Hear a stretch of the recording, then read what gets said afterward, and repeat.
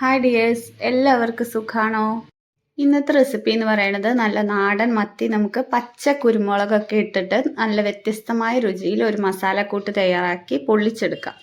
അപ്പോൾ മത്തി പൊള്ളിക്കുന്നതിന് വേണ്ടിയിട്ട് ഇവിടെ ഞാൻ മഞ്ഞൾപ്പൊടിയും മുളക് പൊടിയും ഉപ്പും ചേർത്ത് നന്നായിട്ട് പരട്ടി റെഡിയാക്കി വെച്ചിട്ടുണ്ട്. ഇനി നമുക്കിതൊന്ന് വറുത്തെടുക്കാം. അപ്പോൾ ഒരു പാൻ വെച്ച് കൊടുക്കാം. എന്നിട്ട് അതിലോട്ട് കറിവേപ്പില ഇട്ട് കൊടുത്തതിന് ശേഷം വെളിച്ചെണ്ണ ഒഴിച്ചു കൊടുക്കാം. ഈ റെസിപ്പി ചെയ്യുമ്പോൾ അധികവും വെളിച്ചെണ്ണ തന്നെ ഉപയോഗിക്കാൻ ശ്രദ്ധിക്കണേ. വെളിച്ചെണ്ണയിലാണ് മീൻ വറുക്കേണ്ടത്. വെളിച്ചെണ്ണയിൽ മീൻ വറുത്തിട്ട് ഈ റെസിപ്പി ഉണ്ടാക്കുമ്പോഴാണ് നമുക്ക് അതിൻ്റെതായ ആ രുചി കിട്ടുള്ളൂ. നമ്മൾ ഈ മീൻ വറക്കുമ്പോൾ പ്രത്യേകം ശ്രദ്ധിക്കണം. ഇത് വല്ലാതെ അങ്ങ് മുരിഞ്ഞ് ഇങ്ങനെ വടി പോലെ ആവാൻ പാടില്ല. ഒരു ഷാലോ ഫ്രൈ ചെയ്തെടുത്താൽ മതിയാവും.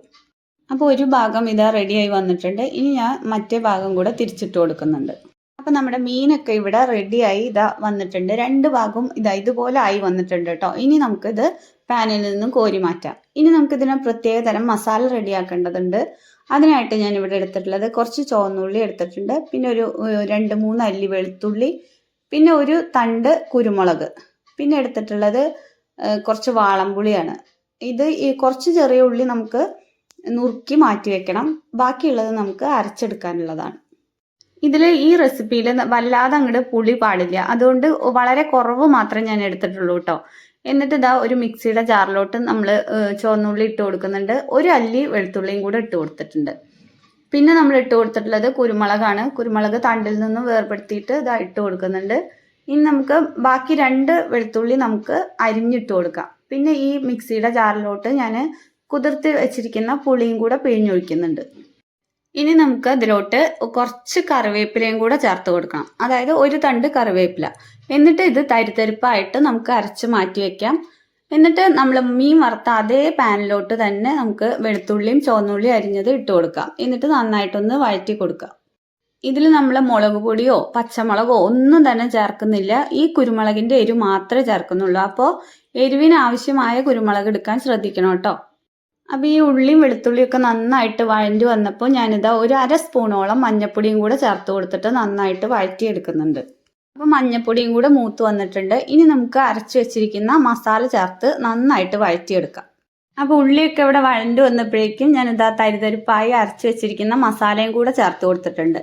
എന്നിട്ട് ഇനി ഇതിൻ്റെ പച്ചമണം മാറുന്നത് വരെ നമുക്കിതൊന്ന് നന്നായിട്ട് വഴറ്റിയെടുക്കണം.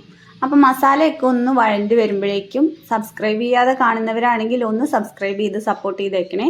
തൊട്ടടുത്തുള്ള ബെല്ലൈക്കണും കൂടി ഒന്ന് അമർത്താൻ മറക്കരുത് കേട്ടോ.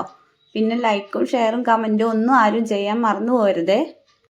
മസാല വഴറ്റി കൊടുക്കുന്നതിനോടൊപ്പം നമുക്ക് മസാലയ്ക്ക് ആവശ്യമായ ഉപ്പും കൂടെ ചേർത്ത് കൊടുക്കാം. നമ്മൾ മീൻ വറുക്കുമ്പോൾ മീനിൽ ഉപ്പിട്ടിട്ടാണ് വറുത്തിട്ടുള്ളത്. അപ്പോൾ മസാലയ്ക്കുള്ള ഉപ്പ് മാത്രം ചേർത്താൽ മതിയാവും.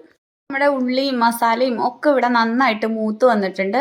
അതിനുശേഷം ഞാനിതാ ആ മിക്സിയിൽ ഒന്ന് കഴുകിയിട്ട് ഒരു ഇത്തിരി വെള്ളം ഒഴിച്ചു കൊടുത്തിട്ടുണ്ട് കേട്ടോ. അതായത് ഒരു 1/2 ഗ്ലാസ്സോളം വെള്ളം ഒഴിച്ചു കൊടുത്തിട്ടുണ്ട്. എന്നിട്ട് ഇത് നന്നായിട്ട് തിളച്ചൊന്ന് വറ്റി വരട്ടെ. ആ മസാലകളൊക്കെ നന്നായിട്ട് വറ്റി വന്നിട്ടുണ്ട്. ഇനി നമുക്കിതൊന്ന് മാറ്റി കൊടുക്കാം. നമുക്ക് മത്തി പൊള്ളിക്കുന്നതിന് വേണ്ടിയിട്ട് ഒരു മൺചട്ടി അടുപ്പത്ത് വെച്ചിട്ടുണ്ട്. എന്നിട്ട് അതിലോട്ട് ഞാനൊരു 2 സ്പൂണോളം വെളിച്ചെണ്ണ ഒഴിച്ചു കൊടുത്തിട്ടുണ്ട്. എന്നിട്ട് ഇതുപോലെ ഒരു ചെറിയ ഇല വെച്ച് കൊടുത്തിട്ടുണ്ട്. ചട്ടി ചൂടായി നമ്മൾ വെളിച്ചെണ്ണ ഒഴിച്ചു കൊടുത്തതിന് ശേഷം തീ ലോ ഫ്ലെയിമിലാക്കി കൊടുക്കാൻ മറക്കരുത് കേട്ടോ. എന്നിട്ട് ഇലയിലോട്ട് ഞാൻ പകുതി മസാല ഇട്ട് കൊടുക്കുന്നുണ്ട്. ഇനി നമുക്ക് ഈ മസാലയുടെ പുറത്ത് നമുക്ക് മത്തി വെച്ച് കൊടുക്കാം. ബാക്കി പകുതി നമുക്ക് അതിന് മുകളിലാണ് വെച്ച് കൊടുക്കേണ്ടത്.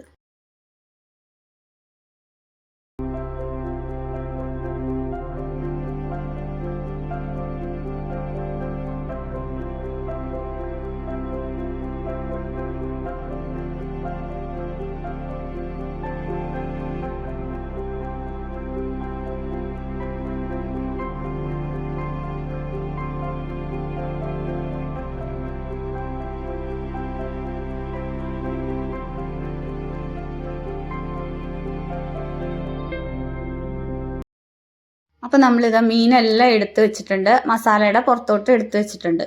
ഇനി നമുക്ക് ബാക്കിയുള്ള മസാലയും കൂടെ ആ മീനിൻ്റെ പുറത്തോട്ട് വെച്ച് കൊടുക്കാം. തീ ഒരിക്കലും കൂട്ടി വെക്കരുത്.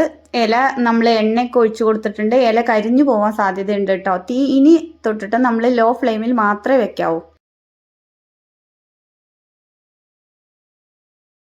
അപ്പം മത്തിയൊക്കെ ഇങ്ങനെ ഉണ്ടാക്കി കൊടുക്കുമ്പോൾ മത്തി കഴിക്കാത്തവരും കൂടി കഴിച്ചു പോകും കേട്ടോ. ഈ മസാലയുടെയും ഇലയുടെയും ഒക്കെ മണം വരുമ്പോൾ അടിപൊളി ടേസ്റ്റാണ്.